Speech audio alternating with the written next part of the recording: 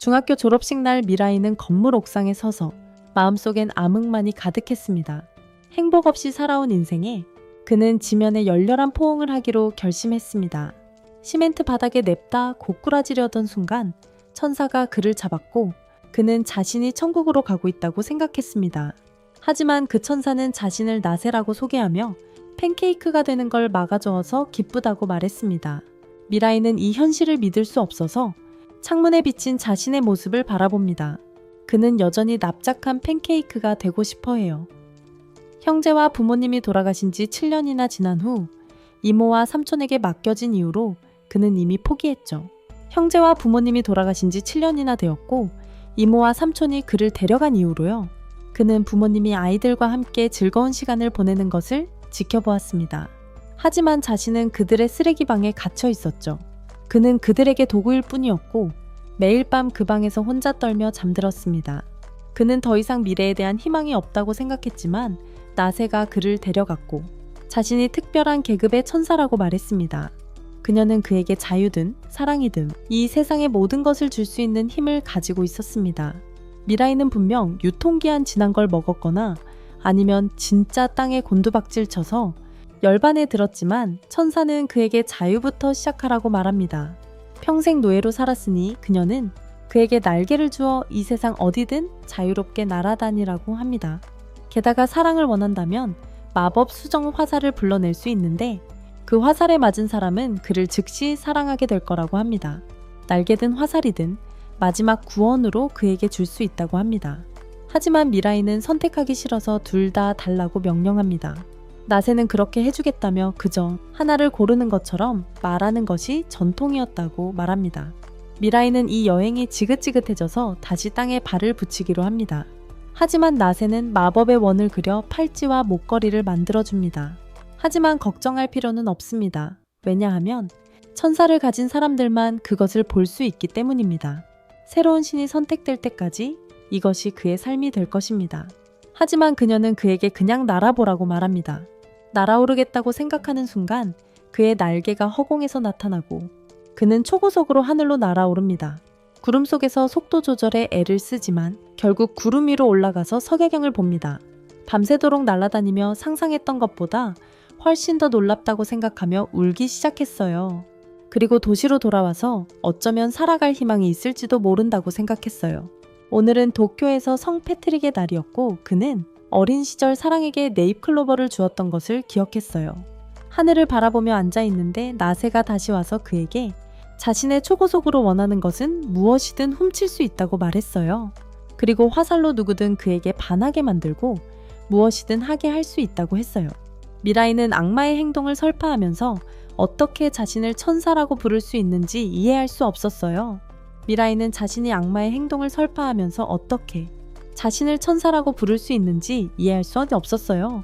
하지만 나세는 악마는 없다고 말해요. 만약 있다면 그의 삼촌과 이모처럼 사람을 죽인 악한 사람들의 마음속에 있겠죠. 사람들을 죽인 그의 삼촌과 이모 친부 말이에요. 미라이는 무슨 말인지 궁금해하며 나세는 그에게 말해요. 그의 부모님을 죽인 사람이 그의 삼촌과 이모였다고. 그동안 그는 그들에게 괴롭힘을 당하고 노예처럼 취급당했던 거예요. 미라이는 충격을 받고 천사가 거짓말을 하고 있다고 생각해요. 자신의 가족을 죽였다고 거짓말을 하고 있다고. 하지만 나세는 그에게 화살을 사용해서 직접 확인해보라고 말해요. 그는 집으로 돌아가고 그의 이모는 그에게 말해요. 어서 문에서 비켜. 미라이가 그녀에게 무언가 묻고 싶어 하지만 그녀는 그에게 입 다물고 어서 하라고 말한다. 그는 그녀를 향해 팔을 뻗고 하얀 액체를 그녀의 가슴에 직접 뿌린다. 죄송합니다. 화살을 그녀의 가슴에 직접 쏜다는 뜻이었습니다. 그녀가 일어서자 그의 이모가 그에게 달려들고 거대한 대포로 음모를 꾸밀 준비를 한다. 하지만 미라이는 그녀를 밀친다. 그는 그녀에게 자신의 가족을 끝낸 것이 그들인지 묻고 그녀는 무너져서 모든 것을 남편 탓으로 돌린다. 그의 삼촌이 방에 들어와 울고 있는 아내를 보지만 그녀는 모든 것을 털어놓는다. 남편이 가족 재산을 훔치려고 차에 폭탄을 설치했어요. 그날의 기억이 그의 머릿속에 스쳐 지나가요. 부모님이 남동생을 학교에 데려다 주려고 차를 몰고 나가셨고 그는 프로젝트 준비를 하고 있었죠. 그런데 아버지가 시동을 거는 순간 차가 폭발했어요. 두 사람은 계속 몸싸움을 벌이고 아내는 보험금 때문이었다고 털어놓습니다. 돈 때문에 그런 짓을 했다는 사실에 미라이는 충격을 받고 자기들이 죽었어야 했다고 말합니다. 그 말을 이모가 듣고 그 다음 순간 이모는 니르바나가 어떤 곳인지 알고 싶어 했어요.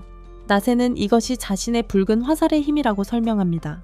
만약 누군가 부처를 만날 만한 일을 했다면 그가 명령한다면 부처를 만날 것입니다.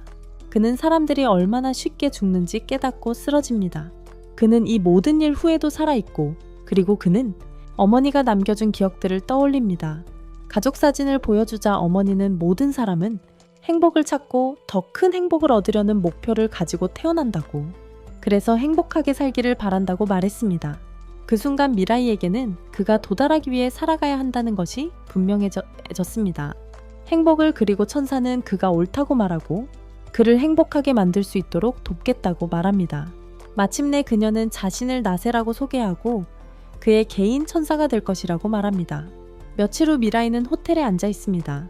그는 파산해서 방을 낼 여유가 없었기에 화살을 이용해 직원들이 그를 머물게 해달라고 했습니다. 비록 이 힘으로 모든 것을 훔칠 수 있다 해도 그 어떤 것도 그를 행복하게 만들지는 못할 것입니다. 그는 평범한 행복을 원하고 하지만 먼저 돈을 벌어야 합니다.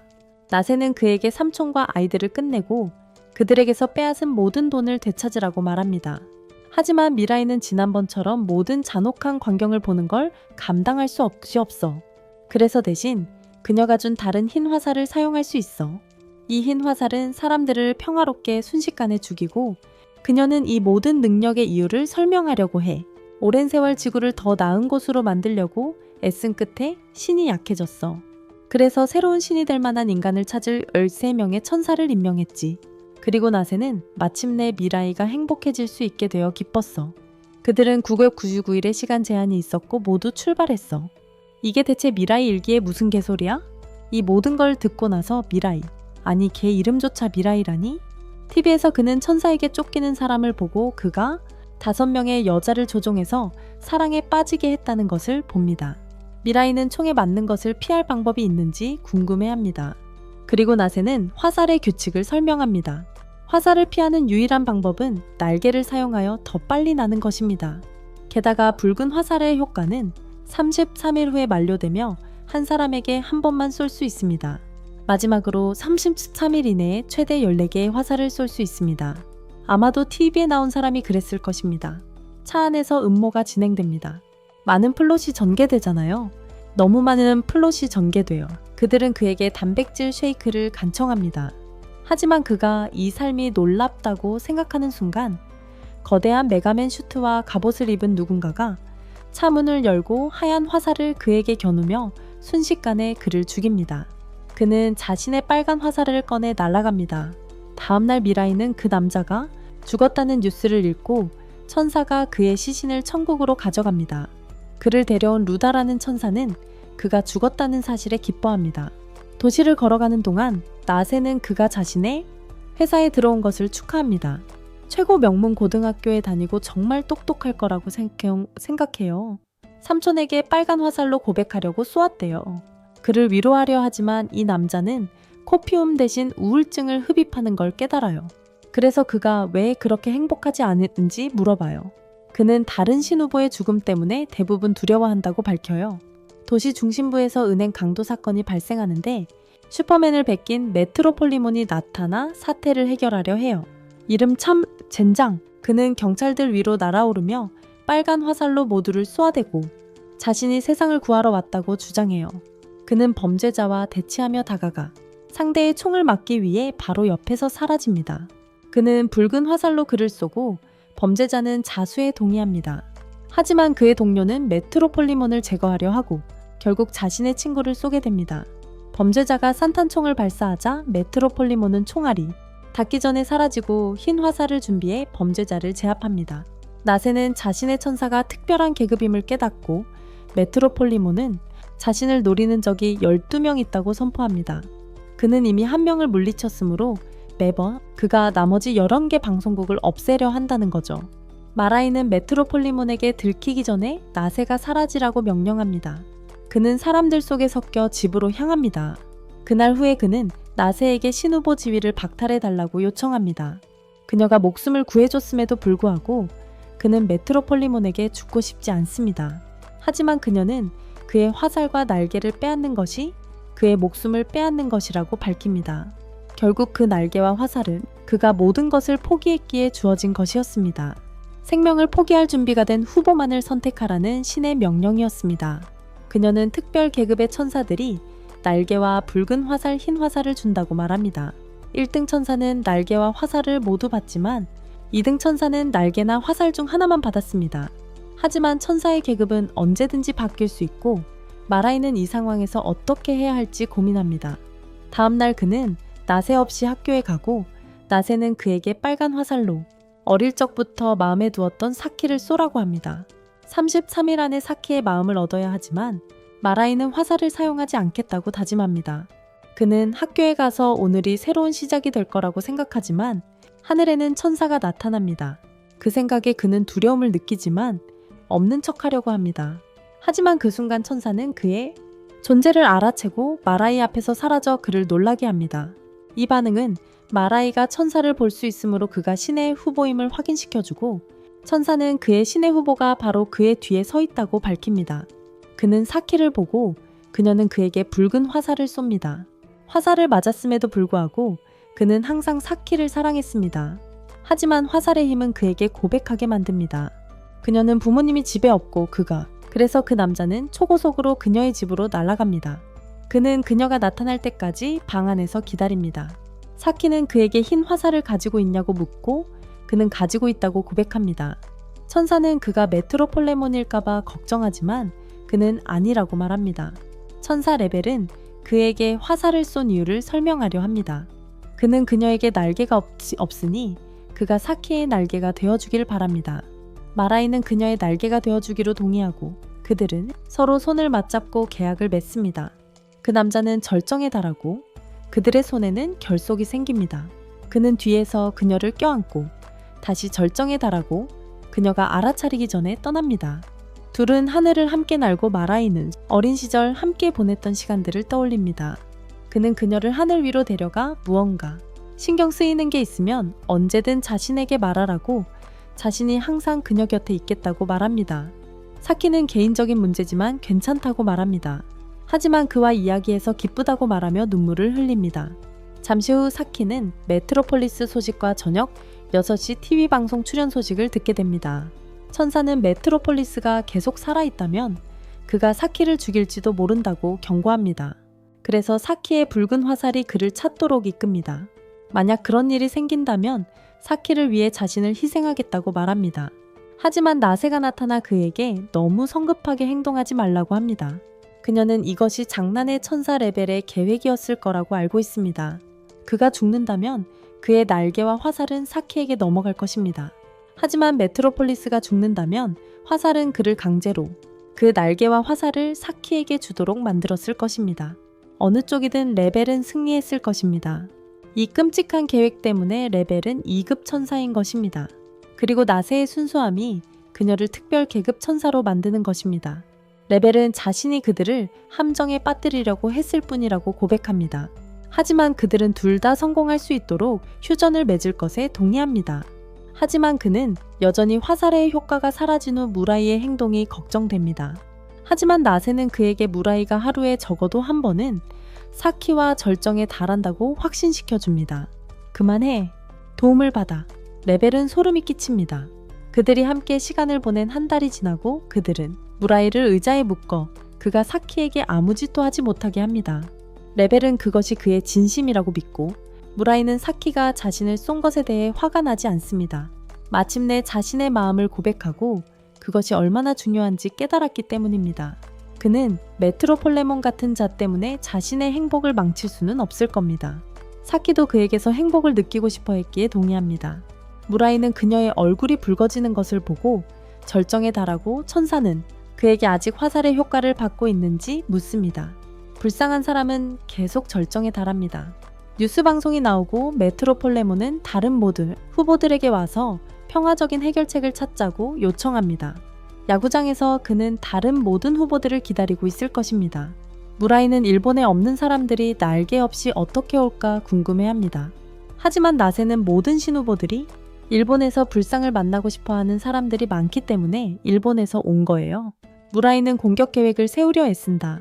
다음날 경기장에서 무라이는 하늘 위를 맴도는 천사들을 보고는 도대체 몇 명의 신후보가 올지 궁금해한다. 사키는 천사들이 눈치채기 전에 쳐다보는 것을 그만두라고 경고하고 무라이는 메트로폴레몬에게 빨간 화살을 쏘는 순간을 준비한다. 오후 3시 메트로폴레몬이 경기장에 있는 모든 사람들 앞에 나타나고 그 직후 빨간 화살과 날개를 가진 노란색과 파란색 파워레인저들이 나타난다. 그들은 메트로폴레몬에게 빨간 화살을 쏘지만 관통하지 못하고 결국 함정이었음을 깨닫는다. 그냥 화살에 맞고 여기 버려진 아무나인 것 같아요. 다른 신후보들을 유인하려고 여기에 놓아둔 거죠.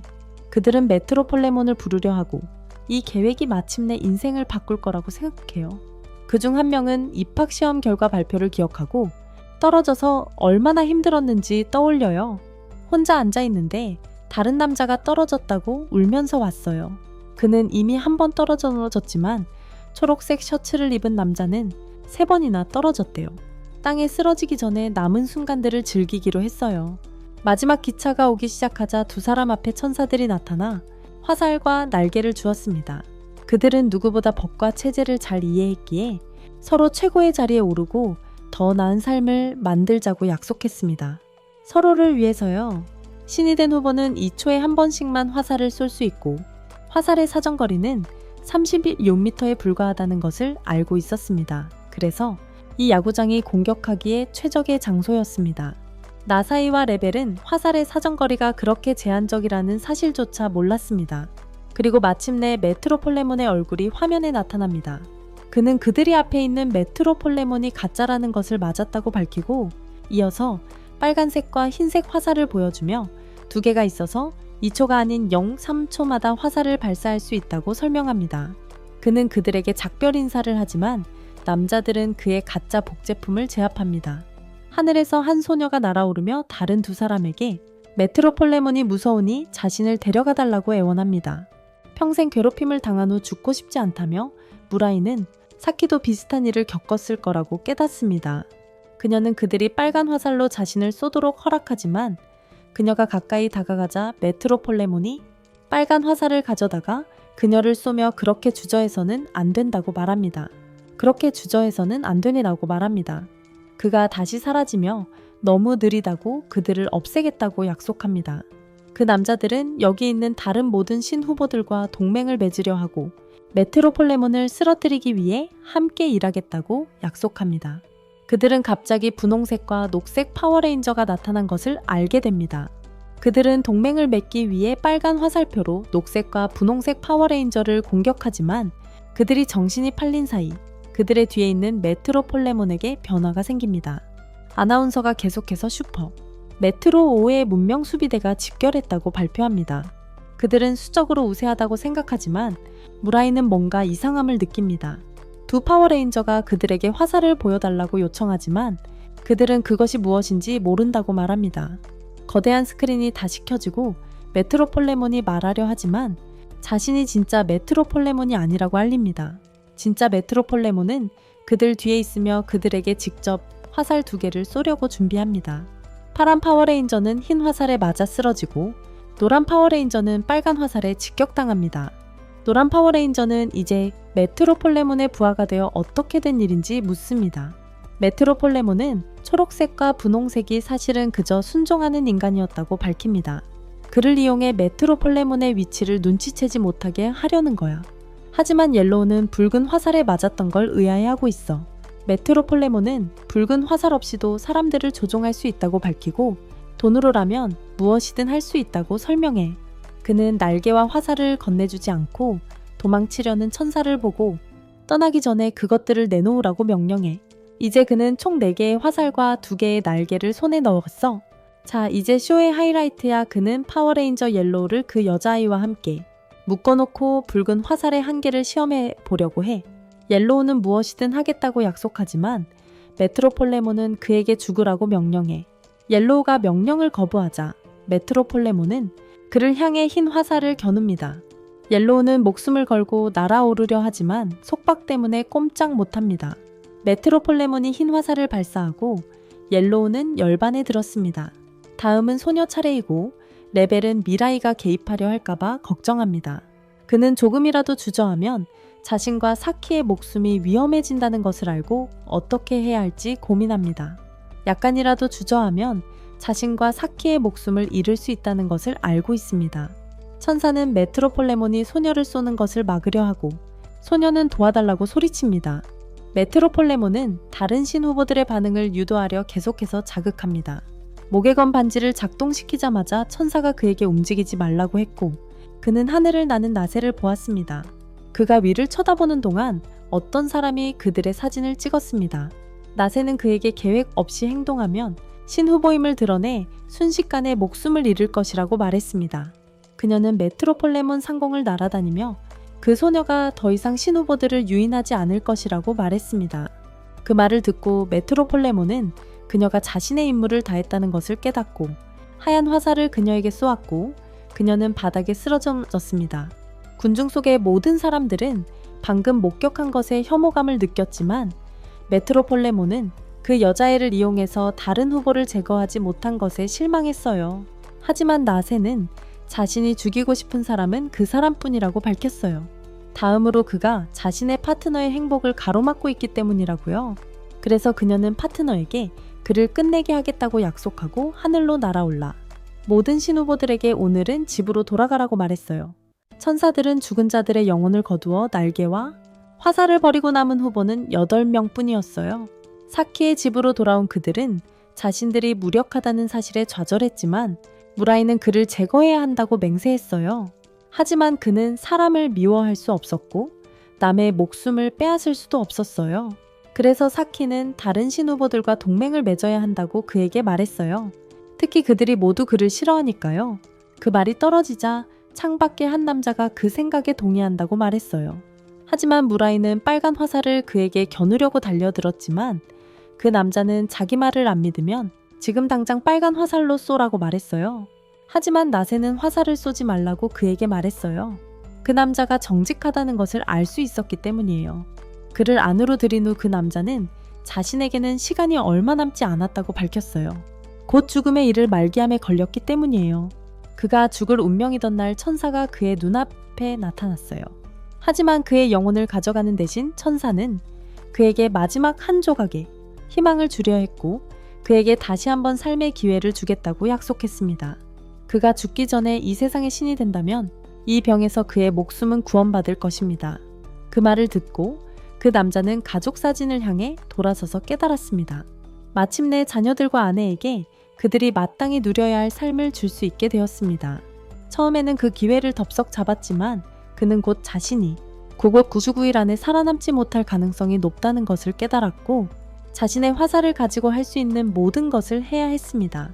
그가 가장 먼저 한 일은 부자들에게 붉은 화살을 쏘아 수백만 달러를 빼앗는 것이었습니다.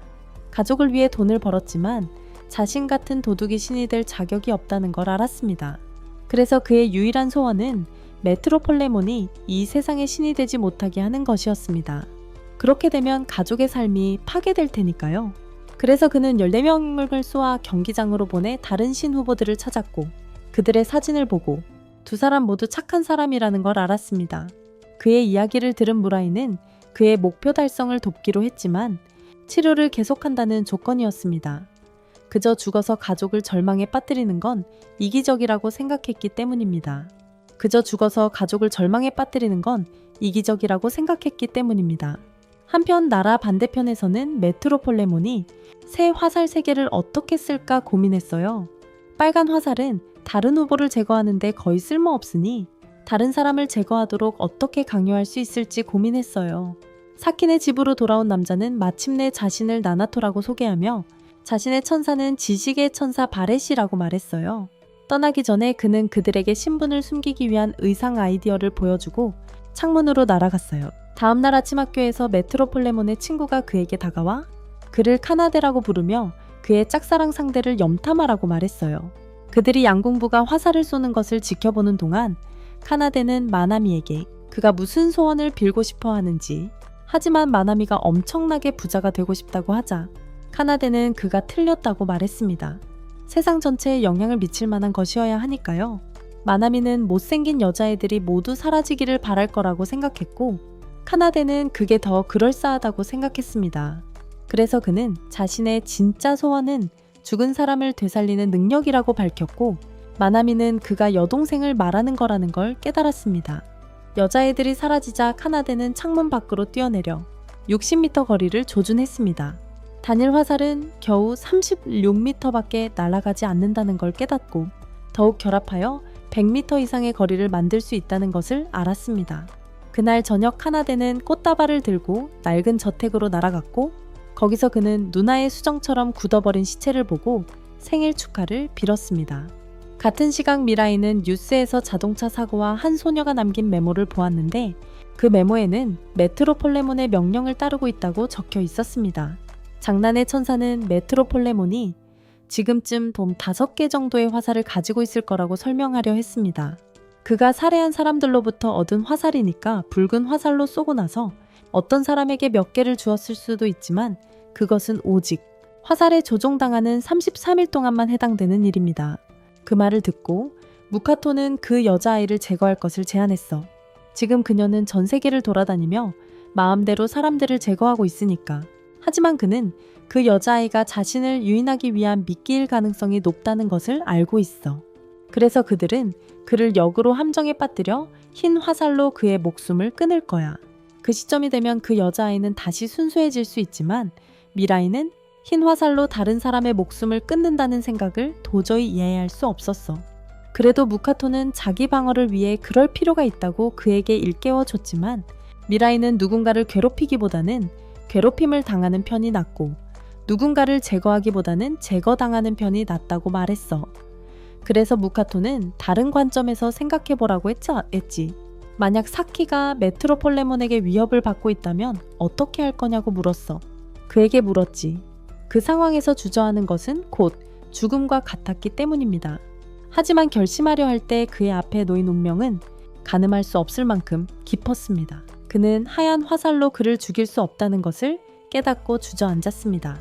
한편 캐나데이는 신후보자들을 유인하려는 자신의 계획이 실패하더라도 적어도 미나미의 소원, 세상의 못생긴 여자들을 모두 없애는 것을 이룰 수 있을 거라고 생각했습니다.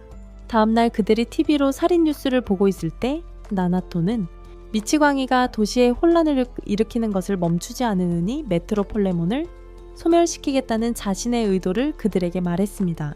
그는 자신이 그를 끝내려고 하는 무기를 그들에게 보여주었고 미라이와 사키에게 싸움에 참여할 총을 건넸습니다.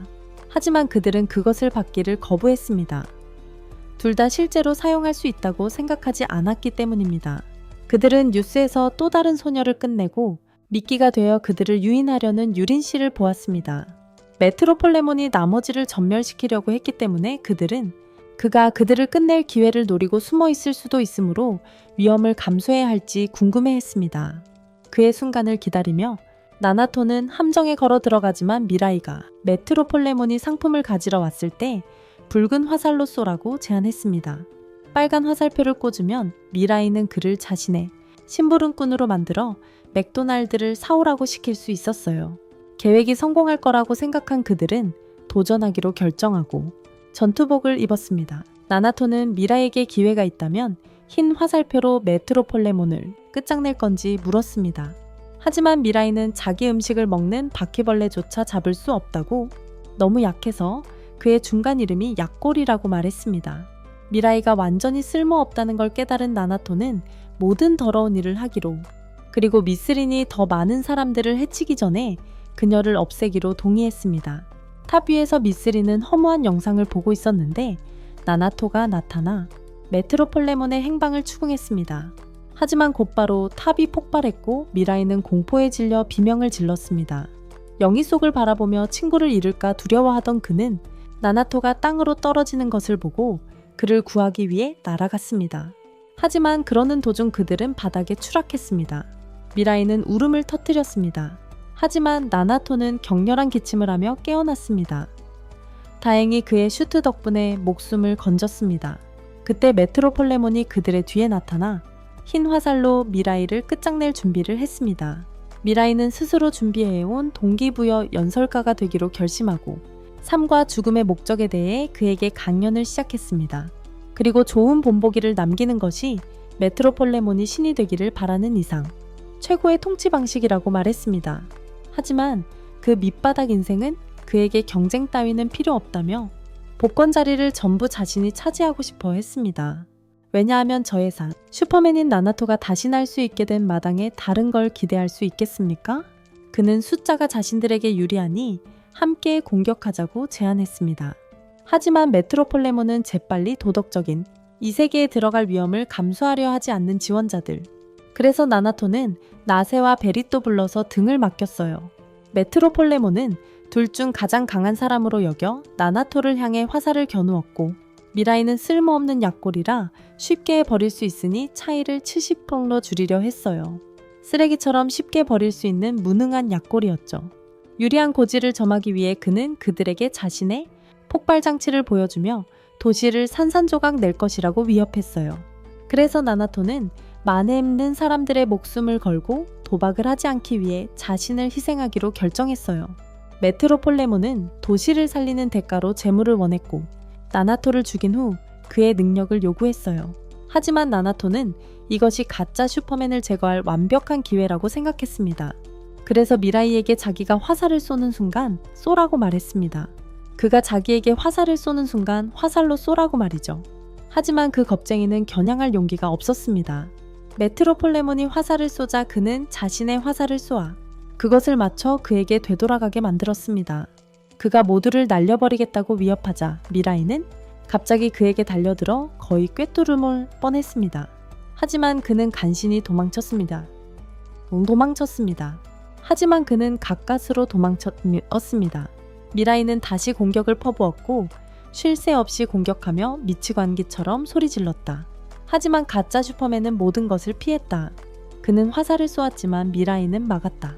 그리고 그가 다시 화살을 날리자 미라이는 계속해서 피하고 막았다. 악당은 그에게 돌진했고 둘은 쉴 새 없이 싸웠다. 서로를 파괴하려는 듯이. 갑자기 메트로맨이 나나토를 향해 날아가 화살을 쏘았지만 미라이는 그것을 날려버렸다. 다시 싸우는 와중에 나나토는 메트로폴레몬을 뒤에서 공격하기로 결정했다. 그리고 그에게 날아가면서 그는 그를 향해 폭발을 일으켰다. 끊임없는 공격에 그의 헬멧이 금이 갔다. 숙적이 사라지자 그들은 돌아가기로 결정했고 집으로 쏜살같이 돌진했다. 나나토는 미라이가 싸움 도중 정신을 잃은 게 아니냐고 물었지만 우울한 10대 소녀는 자신이 무엇을 하고 있는지 거의 알아채지 못했다. 그는 왜 메트로폴레몬을 물리쳐야 하는 짐이 자신에게만 있는지 궁금해했다. 그는 너무 비참해서 아무도 위해 싸울 수 없었다. 그래서 나세는 그들에게 세상을 구하기 위해 싸우고 있다고 말했다. 미친놈이.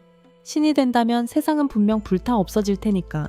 다음날 학교에서 사키의 친구는 미라이가 자신을 무서운 스토커처럼 쳐다보는 것을 보고 그에게 따지려 했다. 하지만 사키는 그가 이미 감당해야 할 일이 너무 많다고 생각해서 그를 더 굴욕적으로 만들 필요가 없다고 생각하며 그를 막았습니다. 그녀는 그가 이미 충분히 비참했기에 더 비참하게 만들 필요가 없다고 생각했습니다. 그날 오후 집으로 돌아온 나나토는 미라이에게 메트로폴레몬 스케치를 그려달라고 부탁했습니다. 하지만 그 남자는 항상 우울한 상태였기 때문에 이미 본 것을 잊어버렸습니다. 그는 항상 우울한 상태였기 때문입니다. 그래서 사키는 휴식을 취할 것을 제안했습니다. 그날 밤 그가 잠든 사이에 사키는 그를 자신의 침대로 초대하여 진솔한 대화를 나누었습니다. 그녀는 매우 슬퍼 보였고 천사들에게 사라지라고 말했습니다. 레벨은 그들이 무언가를 시작하려는 것인지 궁금해했습니다. 줄거리 전개를 보여달라고 요청했어요. 하지만 나세는 그가 미친 괴짜라고 생각하고 바로 그를 떼어냈어요.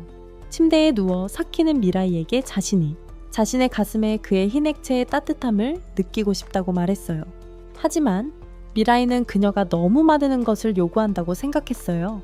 함께 자라면서 그는 부모를 잃은 후 그를 버린 것에 대해 끔찍하게 느꼈고 이 세계로 가기 전에 열정적인 밤으로 그를 만회하고 싶어 했어요.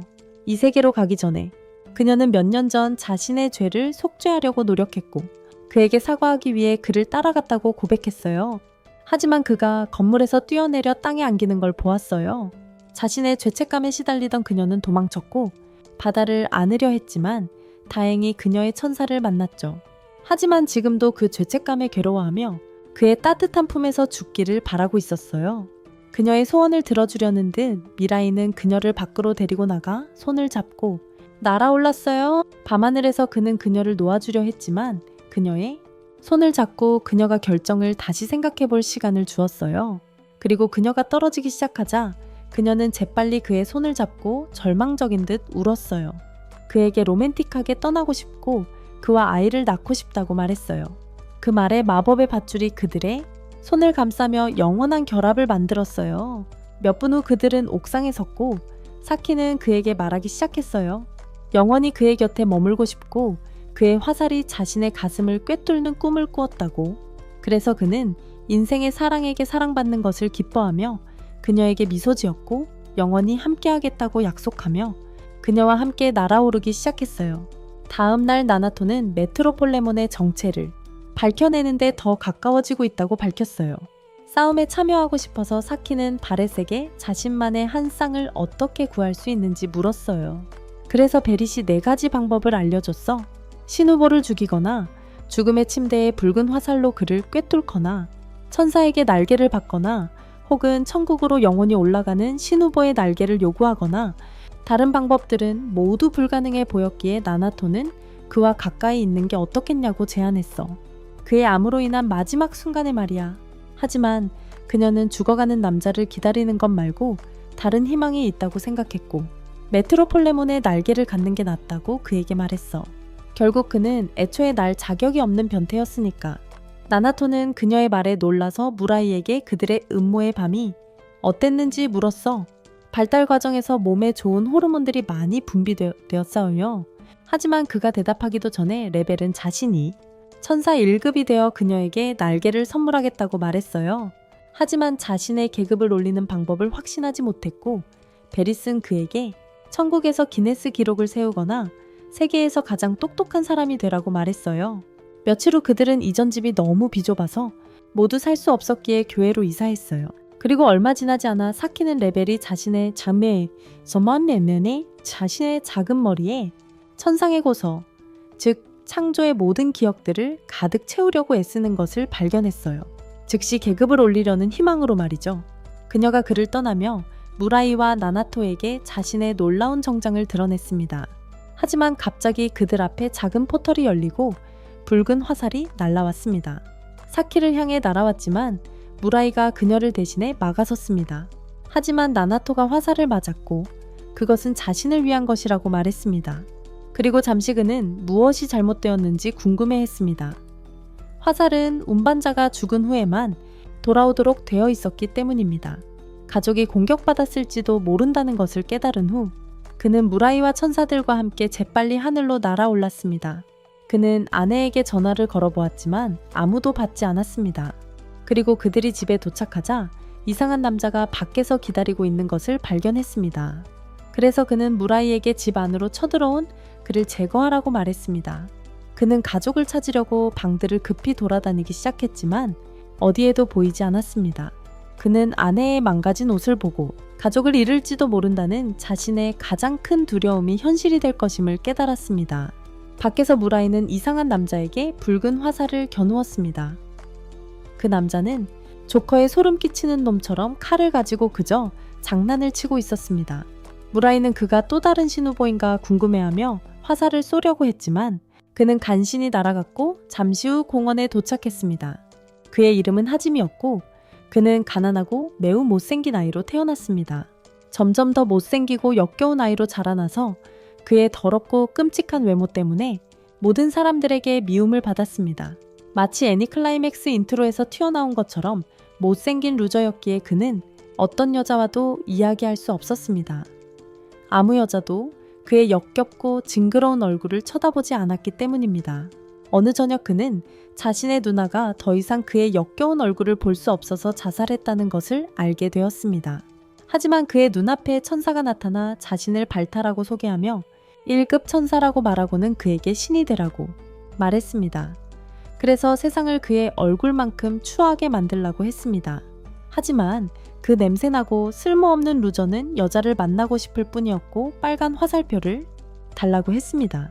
그래서 그 자리에서 그에게 반하게 만들려고 다음날 학교에서 역겨운 놈이 짝사랑하는 여자에게 화살을 쏘았고 곧 그녀의 아름다운 꿀맛을 보고 싶다고 말하기 시작했습니다. 그리고 그녀의 손을 잡으면서 끔찍한 놈은 키스를 요구했고 곧 이야기가 전개되기 시작했습니다. 하지만 거울을 보니 자신이 정말 전 우주에서 가장 못생긴 인간이라서 공짜로 여자를 얻을 자격조차 없다는 것을 깨닫고 즉시 겁에 질려 발광하기 시작했습니다. 집에 돌아와서는 사탕을 잃어버린 아이처럼 울기 시작했습니다. 하지만 며칠 후 그는 메트로폴리맨을 TV를 보고 그를 자신의 존신화로 삼기로 결심했어요. 발타가 메트로폴리맨이 부유한 집안 출신이고 여자들이 자기 침대에 들고 싶어 한다고 말하자 하지아임은 성형수술을 받고 새로운 우상의 추종자가 되기로 했어요. 수술 후 하지아임은 운동을 시작했어요. 그는 메트로폴리맨을 만날 수 있을까 궁금했어요. 하지만 우상인 그가 아마 자기 이름을 말하기도 전에 끝장낼 거예요. 며칠 후 그의 얼굴이 공개되었고 몇 분 후 거리를 걷자 모두가 그를 쳐다보기 시작했어요. 거울을 보니 그는 귀여운 어린 소녀를 보고 바로 그녀 앞으로 달려갔습니다. 평생 동안 그는 이 아름다운 순간을 꿈꿔왔습니다. 소녀를 보고 이름을 물어볼 수 있는 순간을 하지만 그는 완전 바보같이 망쳐버렸고 불쌍한 소녀는 목숨 걸고 도망쳤습니다. 집에 돌아온 그는 다시 울기 시작했습니다. 모든 수술이 그를 진정한 최고의 남자로 만들 수 없다는 걸 깨달았습니다. 그는 쓸모없는 낙담한 사람일 뿐이었습니다. 하지만 곧 TV에서 미라이와 메트로폴리맨의 전투 장면을 보았고 자신의 영웅이 세상을 파괴할 수 없다는 것이 불공평하다고 생각했습니다. 그래서 그는 자신을 새로운 정의의 키드라고 선언하기로 결심했습니다. 발타가 메트로폴리맨이 최악의 신 지도자가 될 것이라고 말했을 때 키드 판사가 그에게 꺼지라고 했습니다. 세상이 불타는 걸 보는 것만이 저 녀석을 행복하게 할 겁니다. 그래서 며칠 후 그는 다시 성형수술을 예약하려고 했는데 자신의 영웅처럼 보이려고 했지만 의사는 그에게 진정하라고 말했습니다. 그는 마치 움직이는 인형처럼 보이기 시작했기 때문입니다. 집으로 돌아온 하지메는 메트로폴리맨이 고등학생이라는 것을 알게 되고 도시의 모든 고등학교를 뒤지기로 결심했습니다. 며칠 후 한 여학생이 수업 중에 아이돌 선생님께 마치 그의 이름으로 촛불을 태우는 것처럼 그를 숭배하는 중독자가 그를 만나고 싶어 한다고 말했습니다. 하지만 그녀가 떠나자 메트로폴리맨은 그녀에게 붉은 화살을 쏘았지만 그녀에게 이미 주인이 있었기에 그는 그녀를 죽였습니다. 비밀을 지키기 위해 흰 화살로 흰 화살로 말이죠. 몇 분 후 한 남자가 빈 방으로 들어와 미스터 아이돌을 대신하며 하지메가 누구냐고 물었습니다. 그는 자신을 하지메의 가장 큰 광팬이라고 소개하며 직접 나타날 용기는 없지만 그를 섬기고 싶다고 했습니다. 처음 동업했다고 했습니다. 그의 가치를 알아보기 위해 메트로폴리맨은 그에게 나나토의 가족을 납치하는 시험을 주었습니다. 이제 그렇게 했으니 그는 나나토의 아내를 사랑의 화살로 관통해도 되는지 물었지만 메트로폴리맨은 그를 세상에서 가장 쓸모없고 못생긴 놈이라고 불렀습니다. 교회 안에서 나나토는 아이돌 씨에게서 가족의 행방을 듣고 모두 그를 만나러 갔습니다. 혼자 남은 사키는 슬픔과 무력감에 잠겼습니다. 사키를 돕기로 결심한 레벨은 다시 방으로 돌아와 책들로 머리를 채우기 시작했습니다. 공원에서 나나토는 가족을 부르며 소리쳤고 거울집 위에 서 있는 하지메를 발견했습니다. 그의 가족들은 그 안에 갇혀 있었습니다. 나나토는 유리를 두드리고 아무 생각 없이 안으로 들어갔습니다. 하지메는 자신의 계획이 성공한 것에 놀랐고 아무도 빠져나갈 수 없다고 밝혔습니다. 그리고는 아무도 거기서 나올 수 없다고 말했습니다. 하지만 나나토의 아내가 그에게 자신을 사랑한다고 말하자 그는 미쳐가기 시작했습니다. 애정 없이 자란 하지메는 사랑이라는 건 지어낸 말이고 아무도 진정으로 다른 사람을 사랑할 수 없다고 생각했습니다. 갑자기 무라이가 그의 위에 나타나 흰 화살을 겨누었지만 그는 아무도 없앨 수 없는 무능한 겁쟁이라고 불렀습니다. 그는 나나토의 아내를 향해 붉은 화살을 쏘려 했지만 무라이가 그를 향해 쏘자 간신히 피했습니다. 상자 안에서 나나토는 유리를 깨뜨리려고 총을 쏘기 시작했지만 겨우 표면만 긁혔습니다. 밖에서 하지메가 천사와 함께 무라이 앞에 나타나 그 또한 신우보임을 깨닫게 했습니다. 하지만 메트로폴리맨도 나타나 그를 겨냥했습니다. 메트로맨을 본 하지메는 흥분하기 시작했고 자신의 비참한 삶에서 가장 행복한 날이라고 말했습니다.